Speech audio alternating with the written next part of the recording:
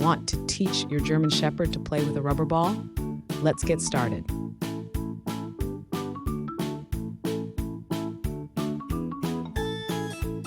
First, choose a soft rubber ball that's the right size for your dog. Safety first.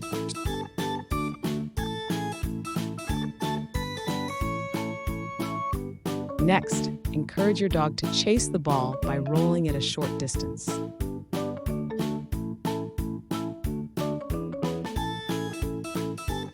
Use treats and praise when your dog interacts with the ball. Positive reinforcement works wonders.